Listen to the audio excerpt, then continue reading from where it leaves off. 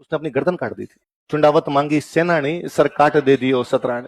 रूपनगढ़ अजमेर में किशनगढ़ के पास एक जगह है, कहते हैं राजकुमारी चारुमती दिवाली के आसपास का टाइम था, अपने महल में बैठी हुई थी। बाहर आवाज आई कि चित्र खरीद लो, पेंटिंग खरीद लो। राजकुमारी चारुमती ने अपनी नौकरानी कहा, भाई बाहर देखो कौन है। तो एक बुढ़ी सी महिला कुछ पेंटिंग्स बेच रही थी। महिला को अंदर बुलाया गया और उससे राजकुमारी चारुमती ने बहुत सुंदर सुंदर हिंदू देवी देवताओं की पेंटिंग खरीदी। शिव, कृष्ण, राम, कुछ हिंदू राजाओं की पेंटिंग खरीदी गई। पृथ्वीराज चौहान, महाराणा सांगा, महाराणा कुंभा, राज सिंह, महाराणा प्रताप, मीर चौहान, अलग अलग राजाओं की पेंटिंग ली उसने। उस बुढ़ी महिला की लगभग सारी पेंटिंग उसने हिंदू देवी देवताओं की, हिंदू राजाओं की थी, वो खरीद ली। उसकी ठीक बिक्री हो गई। कहा, राजकुमारी थैंक यू, वरना तो पता नहीं कितने दिन घूमना पड़ता था, इतनी पेंटिंग बिकती, तुमने तो एक साथ सारी खरीद ली। जब तुमने इतनी खरीदी है, एक पेंटिंग मेरे पास और है, ये भी ले लो तुम, बड़ी अच्छी पेंटिंग है, दिखाओ। बड़ी सी पेंटिंग दिखाई। ये कौन है?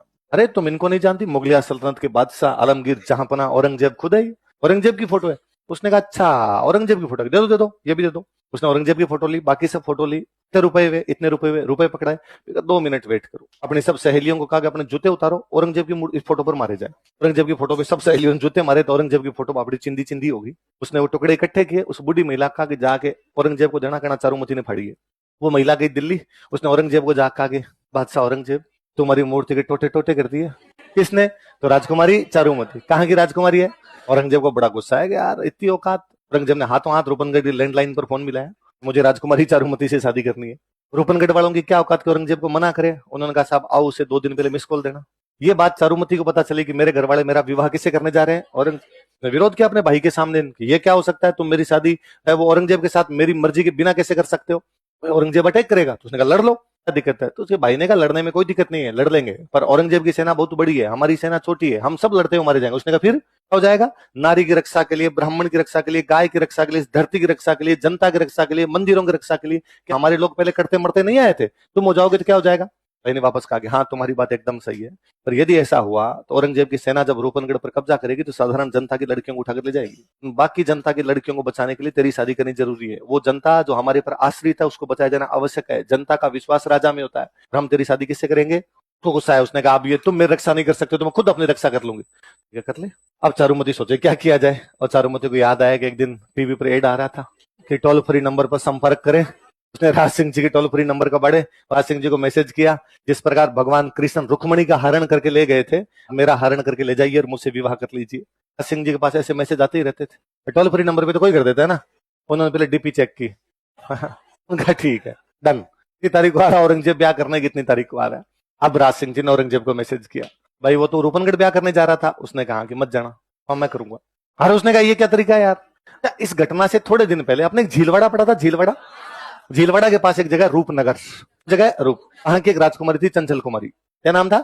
औरंगजेब चंचल कुमारी से शादी करना चाहता था, लेकिन राज सिंह जी पहले जाके चंचल कुमारी से ब्याह करके आ गए थे। तो औरंगजेब ने कहा यार कदे एस फूल थे कदे ये तरीका गलत है यार, एक जगह तूने कर ली थी, एक जगह मैं करूंगा। राज सिंह जी ने कहा नहीं यहाँ तो मैं ही करूंगा। औरंगजेब ने कहा ठीक है सेना भेजेंगे, कोई दिक्कत नहीं है, लड़ लेंगे, लड़के शादी कर लेंगे अपने। अब शादी का दिन नजदीक आया तो राज सिंह जी ने अपने मंत्रियों को बुलाया, फिर मंत्रियों को बुला कहा कि भाई औरंगजेब की सेना आ रही है, रूपनगढ़ शादी करने के लिए जा रहा हूं, तो औरंगजेब की सेना को रोकने के लिए अजमेर जाना है। औरंगजेब की सेना को अजमेर में तब तक रोक के रखो जब तक मेरे फेरे नहीं हो जाए। जैसे मेरे फेरे होंगे मैं आ जाऊंगा और मैं आके वहां लड़ाई कर लूंगा। मंत्री उनका साहब चिंता ही मत करो, आप आराम से ब्याह करके चित्तौड़ वापस आओ, फेरे वेरे करके वापस चित्तौड़ ही आओ, सेना को हम रोक लेंगे, अजमेर से इंच नहीं हिलने देंगे। ठीक है। तो अब राज सिंह जी शादी के लिए बारात लेकर रवाना कहाँ होंगे? रूपनगढ़। और मेवाड़ की सेना कहां पर जाएगी? अजमेर। मेवाड़ की सेना जाएगी तो सबसे पहले हरावल जाएगी, हरावल में सेनापति जाएगा। सेनापति कौन होते हैं? सलूम्बर। समझो सलूम्बर का सामंत, उसका नाम है रतन सिंह चुंडावत। रतन सिंह चुंडावत को मैसेज किया गया, भाई आपको औरंगजेब के खिलाफ लड़ने के लिए अजमेर जाना है, हरावल का नेतृत्व करना है, क्योंकि महाराणा राज सिंह शादी करने के लिए कहां पे जा रहे हैं? रूपनगढ़। इस दिन रतन सिंह के पास ये मैसेज आया, उस दिन खुद रतन सिंह का ब्याह हुआ था। रतन सिंह ने कहा यार राणा जी को इतना तो सोचना चाहिए, खुद के ब्याह के चक्कर में मेरा क्यों बिगाड़ रहे हैं? मेरी भी तो आज ही शादी हुई है, तो मैं नहीं जा रहा। इस रतन सिंह चुंडावत की जो रानी थी वो बूंदी की थी। कहां की थी? बूंदी की। उसका नाम था सलह कंवर। उसको जब इस बात का पता चला कि मेरे जो पति है वो युद्ध में जाने से क्या कर रहे हैं? मना। नहीं समझाया रतन सिंह को आपको जाना चाहिए, ये कर्तव्य है, कर्तव्य का पालन किया जाना आवश्यक है, उसके लिए शादी ब्याह नहीं देखे जाते, उसके लिए बाकी सब चीजें गौण है। ड्यूटी से बढ़कर इस दुनिया में, इस देश में कुछ ही नहीं होता है। रतन सिंह ने कहा मैंने बात मानी, मैंने ड्यूटी कब नहीं निभाई, हमेशा ड्यूटी निभाई है। मेवाड़ की सेनाओं में मैं नहीं, मेरे पूर्वज हमेशा लड़ते रहे हैं, मेवाड़ की रक्षा के लिए हमने अपनी जी जान की बाजियां लगाई है। पर मेरे घर में जब शुभ काम है तो राज सिंह जी को ऐसा नहीं करना चाहिए था। उसने वापस कहा कि यदि आप हरावल, आपको हरावल सलूम्बर वालों को क्यों मिली? कि आपके एक पूर्वज चुंडा ने ये कहा था कि मैं राजा ही नहीं बनूंगा, उसने राजपाट छोड़ दिया था, राजा मेरे सौतेले भाई को बना दूंगा। कहा गया था कि मेवाड़ की हरावल किसको दे दी जाए, सलूम्बर के चुंडावतों को दे दी जाए।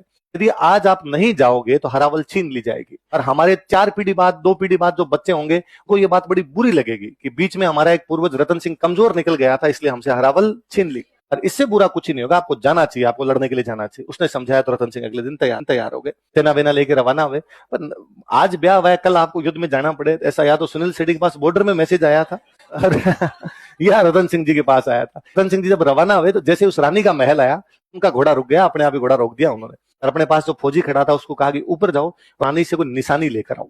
लगा रानी को अंगूठी कोई कंगन वंगन दे देगी तो टाइम पास होगा, युद्ध में देख लेंगे।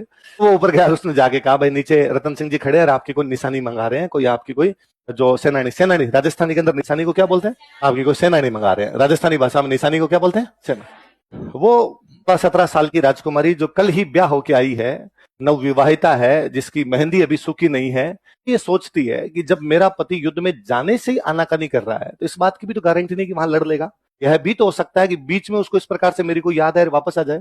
यदि वापस आ गया तो इससे बुरा कुछ ही नहीं होगा। आने वाली पीढ़ियां ये कहेगी कि राजकुमारी बहुत सुंदर थी इसलिए उसका पति युद्ध नहीं कर पाया। तो लगा ये सौंदर्य, ये शरीर यदि देश की रक्षा में आड़े आता है, देश की रक्षा में बाधा बनता है, तो इस शरीर का सौंदर्य का कोई मतलब है। मैं ये नहीं सुनना चाहती कि 4 पीढ़ियों बाद में कोई ये कहे कि चुंडावतों से हरावल इसलिए छीन ली गई थी क्योंकि एक रानी के चक्कर में उसका जो पति था वो वापस आ गया था, उसने अपनी गर्दन काट दी थी। चुंडावत मांगी सेनानी, सर काट दे दियो सतराण। नीचे वो नौकर गर्दन लेके गया, तब तो रतन सिंह के होश ही फाख्ता हो गए। लगा मैंने बहुत गलत डिसीजन कर लिया, पर अब क्या किया जा सकता था। अब पछताए हो तो जब चिड़िया चुग गई। उसने कहते हैं उस वो राजकुमारी की जो गर्दन थी, उसके जो बाल थे ना, उनको अपनी यहाँ बांध लिया था गर्दन के अंदर। उस अजमेर वाले युद्ध में इतना भयंकर लड़ा था कि उसने औरंगजेब की सेना को इंच आगे नहीं जाने दिया था। औरंगजेब की सेना को मार मार के वहीं से भगा दिया था। राज सिंह जी चारुमती से शादी करके बस मेवाड़ पहुंचते हैं। राजसमंद झील की पाल पर बैठकर एक दिन चांदनी रात में राज सिंह जी चारुमती को कहानी सुनाते हैं, जब तुम्हारी और मेरी शादी हुई थी तब इस प्रकार की घटना हुई। राज सिंह जी कहानी सुनाते हुए तो अंत में कंक्लूड करते हैं, और रतन सिंह चुंडावत युद्ध में लड़ता हुआ मारा गया। और चारुमती कहती है अरे फिर क्या हुआ। मैं कहा तभी हम दोनों साथ बैठे हैं। इस प्रकार की घटना हुई। राज सिंह जी कहानी सुनाते हुए तो अंत में कंक्लूड करते हैं, और रतन सिंह चुंडावत युद्ध में लड़ता हुआ मारा गया। चारुमती कहती है अरे फिर क्या हुआ, तभी हम दोनों साथ बैठे हैं। उस दिन यदि वो घटना नहीं होती तो शायद हम दोनों साथ भी नहीं बैठे होते।